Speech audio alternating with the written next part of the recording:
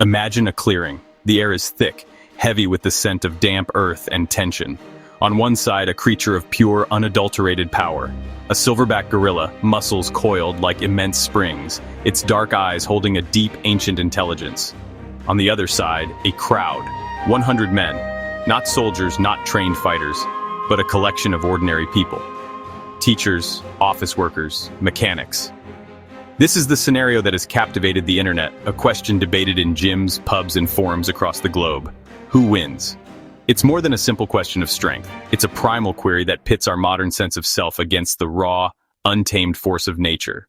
Let's be clear about what we are dealing with. A silverback gorilla is not just a big monkey, it is a powerhouse of evolution, a creature designed for dominance. Scientific estimates often place their strength at around 6 to 10 times that of an average human male. They can easily snap thick bamboo stalks, something a human would struggle with immensely. Their bite force is equally devastating, estimated at around 1,300 psi. That's stronger than a lion or a great white shark. When a gorilla charges, it's not just running, it's a 400-pound battering ram moving at speeds of up to 25 miles per hour. 100 men. The classic version of this debate specifies average men. We are talking about a random sample of the population. The average man's strength is a fraction of the gorilla's. Our bodies are built for endurance and versatility, not for overwhelming force. Most modern humans have never been in a true life or death fight, especially not against a wild animal. Fear is contagious. Cooperation requires communication, leadership, and a clear plan. Among 100 strangers, in a state of sheer panic, establishing that level of coordination would be almost impossible. The gorilla charges. The 100 men, a disorganized mass, react with a mixture of bravado and, honestly, terror. Would be swatted away like flies, their bodies broken by the sheer force of the blow. The 100 men would cease to be a single unit and would instead become a collection of individuals desperate to survive. The gorilla would have successfully defended its territory, and the legend of its power would be cemented in the minds of any survivors. But what if we change the variables? Imagine these are not average Joes, but 100 athletes, perhaps rugby players or CrossFit competitors. The most important change is the introduction of strategy and discipline. They are no longer a mob, they are a unit. The strategy would likely involve designated roles. A small, brave, and fast group would act as bait or distractors. While the gorilla is focused on the bait, these teams would attempt to swarm from the blind spots, specifically targeting vulnerable areas. The bait team begins their work, darting in and out, shouting, and creating a perimeter of chaos that the gorilla has to manage. While its attention is fixed on a man to its left, a disciplined attack team of 10 men could attempt to rush its back. Their objective: latch on. Like a pack of wolves taking down a bison, their strength is not individual, but collective. They would try to climb onto its back and torso. However, the risks are astronomical. The gorilla will not simply accept being swarmed, it will be thrashing with unimaginable fury. Let's weigh the two scenarios. In the first instance, with 100 average, uncoordinated men, the outcome seems grimly certain. In the second scenario, the odds shift. They don't necessarily shift to the men's favor, but a path to victory, however narrow and blood-soaked, appears. We can look for parallels in nature.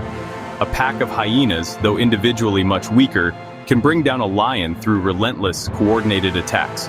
Ultimately, the fight hinges on a single question. Can the men execute the dogpile strategy? It is their only winning move. The uncoordinated 100 men are, without a doubt, defeated. Nature, in its rawest form, triumphs decisively over a disorganized crowd. The story of the coordinated 100 is a testament to the human spirit. Here, humanity has a fighting chance. So the question remains hanging in the air like the jungle mist. Who wins? The answer depends entirely on who the men are, so I leave it to you. In this ultimate battle of evolution, did numbers or nature win today? To add another layer of insight, we turn to the world of strategy. Coach Marcus Reed, a decorated combat sports coach and former military strategist, brings a tactical lens to this scenario. As markers scrawl across a whiteboard and animated diagrams light up the screen, Coach Reed breaks down the challenge. He explains that overcoming a gorilla, even with superior numbers, hinges on discipline, coordination, and exploiting every possible advantage. Drawing parallels to SWAT training and military maneuvers, he highlights the importance of forming tight formations, maintaining clear communication, and using the environment to restrict the gorilla's movement. Coach Reed theorizes that the most effective approach would be to split the group into specialized roles: distractors to draw the gorilla's attention, flankers to limit escape routes, and a core team responsible for containment. He references historical examples such as coordinated rugby scrums and tactical police takedowns, where teamwork overcomes raw power. But he's quick to caution real-life scenarios rarely go as planned. Fear, confusion, and the unpredictability of a wild animal can cause even the best-laid strategies to unravel. In his view, success would rely less on brute force and more on the group's ability to stay organized under pressure, adapt rapidly, and minimize risk. Ultimately, Coach Reed concludes that while victory is possible in theory, the margin for error is razor thin. The scenario is a test of not just strength or numbers, but the human capacity for teamwork, adaptability, and strategic thinking. In the wild heart of Central Africa, the silverback gorilla reigns supreme, yet even kings have rivals. Gorillas rarely seek out conflict with other species, but their world is not without danger. The most formidable natural enemy is the leopard, stealthy, powerful, and patient. Leopards have been known to ambush young or isolated gorillas, striking from the shadows. But adult silverbacks are no easy prey. With sheer size, crushing strength, and fearless aggression, they defend their troop with everything they have. Sometimes the fiercest battles are between gorillas themselves. Rival silverbacks clash in contests of power, chest-beating, roaring, and, if challenged, brutal grappling. These battles decide the fate of families, but rarely end in death. Dominance is everything. Yet, the gravest threat comes not from nature, but from humanity. Poaching, habitat loss, and conflict with people endanger gorillas more than any predator. Despite these dangers, the silverback stands strong, intelligent, powerful, and fiercely protective. In the jungle, few dare challenge a full-grown gorilla, and even fewer walk away victorious. Why has the 100 men versus a silverback gorilla scenario exploded across the internet? It's more than just a wild thought experiment. It's the perfect storm for online fascination. Twitter polls, Reddit threads, and TikTok reactions, all filled with heated debates and tongue-in-cheek comments. Memes flash on the screen: a gorilla in boxing gloves, stick figures versus a hulking beast, and endless "who would win" graphics. The internet thrives on hypotheticals, questions so outrageous they demand attention.